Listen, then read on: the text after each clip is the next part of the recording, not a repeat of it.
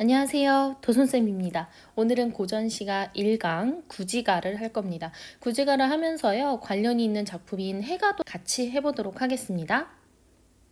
네, 먼저 구지가부터 하도록 하겠습니다. 구지가는요. 고대가요예요.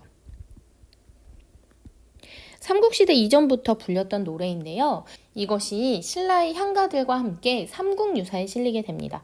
그래서 우리는 향찰로 표기된 바로 이 부분을 보게 돼요. 그런데 문제에서 이제 이렇게만 나오면 너무 우리가 못하잖아요. 다행히 이렇게 해석문이 옆에 같이 나옵니다. 그래서 너무 걱정하지 마시고 보시면 되고요. 이 구지가는 내용이 정말 쉽죠. 우리 어렸을 때 그 두꺼봐 헌집 줄게 새집 따오 이거 해보셨어요? 선생님 탑골이라 해봤는데 여러분들은 글쎄요 안 해봤을 수도 있겠네요. 이 노래의 시초다라고 하는 것이 바로 이 구지가예요. 그래서 이 특유의 어떤 리듬감, 아주 짧지만 그 리듬감이 계속 민요로 전해 내려왔을 것이다 라고 보고 있습니다. 이 구지가에서 우리가 한 가지 끝까지 기억하셔야 하는 거는요. 주술적 성격이라는 거예요. 주술적 성격이 뭔가요? 네, 비는 겁니다. 이렇게 이뤄주십시오 라고 비는 주술적 성격을 가지고 있다는 거를 꼭 기억을 하셔야 됩니다. 그러면 본문으로 한번 가보도록 할게요. 거부가 누군가를 부르고 있습니다. 그죠? 누군가를 불러요. 거부가 부른 다음에요. 어떻게? 머리를 내어라 라고 좀 강하게 명령을 하고 있습니다. 명령을 한 다음에 내어놓지 않으면, 명령을 만약에 불복한다면 어떻게 하겠다? 구워 먹겠다. 약간 협박, 위협을 하고 있죠? 자, 이런 방식으로 이루어지고 있습니다. 그렇죠? 그런데 이 거부가 라고 불렀을 때요.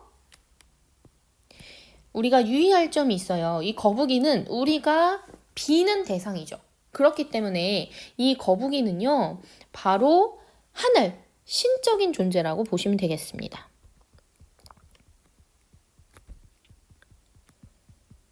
우리가 원하는 것은요, 바로 거북이의 머리예요, 여러분. 머리. 우리가 원하는 것은 거북이가 아니라 머리입니다. 그래서 이 머리는 뒤에서 설화를 보시면 수로왕이다 라고 결론이 나기도 하지만 뭐 약간 생명, 어떤 우리가 원하는 우리의 우두머리, 이렇게 볼 수 있습니다. 그것이 뭔지 모르겠지만 그 당시에 따라서 다르겠죠. 해석하기 따라 달라져요. 하지만 그것을 내놓아라 라고 하늘에 비는 성격의 노래다 라고 기억을 하시면 되겠습니다. 구지가 배경설화예요. 이거는 듣기만 하시고요. 필기하지는 마세요. 옛날에 구지봉이라는 산에서 이상한 소리가 들리는데 황천께서 내게 명령하시니 이곳에서 나라를 세워 왕이 되라고 하셨다. 너희들은 흙을 파면서 노래를 부르고 춤을 추어서 나를 맞이하라 라는 목소리가 들렸다고 해요. 이에 구간, 여기서 구간은 추장을 말하는 겁니다. 추장과 마을 사람들이 이 노래를 부르며 춤을 추었습니다. 여러분 보세요. 어떤 공통된 노래를 하면서 다 같이 모여서 춤을 춰요. 원하는 것이 있어요. 이게 뭘까요? 맞아요. 제사의식이었던 거죠. 제사의식에 불렀던 주술적 성격의 노래가 되는 거죠. 10일 후에 황금알 6개가 내려와서 사람으로 변했는데 그중 제일 일바로 나온 것이 바로 수로왕이라고 합니다. 그래서 이 설화와 이 노래는요. 가락국의 왕인 수로왕에 대해서 건국 신화와 관련이 돼 있다고 볼 수 있습니다. 네, 해가입니다. 언뜻 보기만 해도 구지가 짝퉁인 것 같은 느낌이 조금 드시죠? 이 해가는요, 구지가 이후에 약 700년 뒤에 만들어진 시입니다. 그러니까 아예 창작 시기가 다른데요. 아무래도 영향을 안 받았다고는 설명할 수가 없을 만큼 닮아 있습니다. 마찬가지로 고대가요예요. 그러면 한번 볼게요. 거부가 우리가 구지가에서 불렀던 거부가 하고 수로를 내놓아라 명령까지 같이 있어요. 그죠? 그래서 여기는 부름과 명령이고요. 그 다음에 남의 아내 훔쳐간 죄 얼마나 크랴 조금 더 설득까지 같이 하고 있습니다. 그죠? 그래서 여기까지가 이렇게 불응과 명령이고요. 네 만일 거역하고 내놓지 않는다면 이거 뭐예요? 명령, 불복. 불복하면 어떻게 하겠다?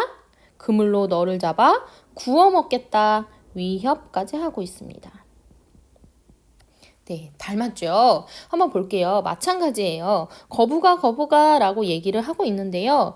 거북이한테 이야기를 하는 거잖아요. 이 거북이는요. 우리 뒤에 있는 설화를 봤을 때는 누구냐면 해룡이에요. 해룡. 바다의 용. 그러니까 용왕이라고 보시면 되고요. 거북아 수로를 내놓아라. 이름이 교묘하게 같을 뿐입니다. 여기서는요. 수로 왕이 아니고요. 수로 부인이에요. 수로 부인을 내놓아라 라고 있지만 우리가 이거를 비는 거라고 생각을 한다면 이 수로가 앞에 구지가에서 머리와 같은 거죠. 우리가 원하는, 우리한테 줬으면 하는 그것이라고 보시면 되겠습니다. 자, 그래서 해가에서도 역시 주술적 성격이다라는 거를 꼭 기억을 하셔야 돼요. 자, 해가 배경설화입니다. 신라 성덕왕 때 순정공이 강릉 태수로 부임해서 신라 성덕왕 때 순정공이 강릉 태수로 부임해서 가던 중 이 태수는 사또 같은 거라고 생각하시면 돼요. 임해정이란 곳에서 점심을 먹고 있었습니다.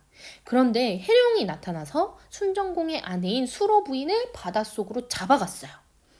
이때 범상치 않은 노인이 한 명 나타나서 옛말에 여러 사람의 입은 쇠도 녹인다 하니 해룡인들 두려워하지 않겠소? 라고 말을 하고 갔다고 합니다.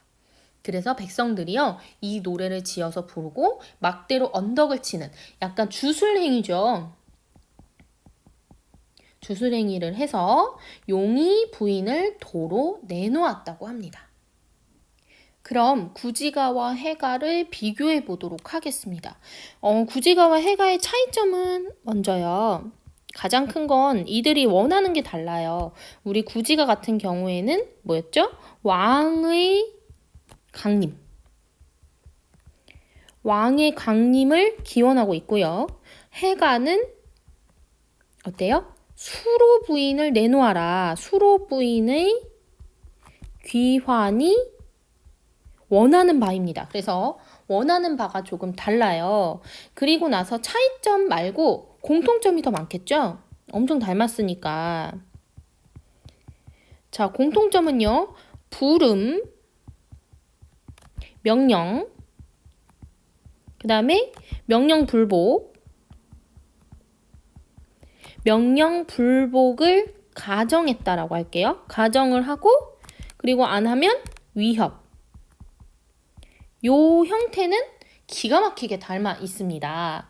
그쵸? 그리고 우리가 어떤 원하는 바를 주술적 성격을 가지고 있어요. 뭐가 달랐죠? 구지가는 머리가 원하는 바였고요.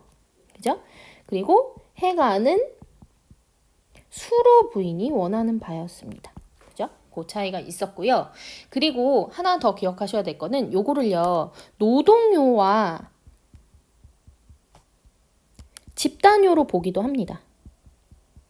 어떤 공통의 노래를 하면서 막대기로 쳤다 그러잖아요. 어떤 그런 노동을 할 때 부르는 노래라고 볼 수도 있고 당연히 여러 사람들이 모여서 주술을 목적으로 했으니까 집단요다라고 보는 견해가 있습니다. 오늘 하루도 고생 많으셨습니다. 꼭 프린트하셔서 복습하시고 다시 한번 보시고 그래서 우리 해가 구지가 나왔을 때는 당황하지 말자고요. 화이팅!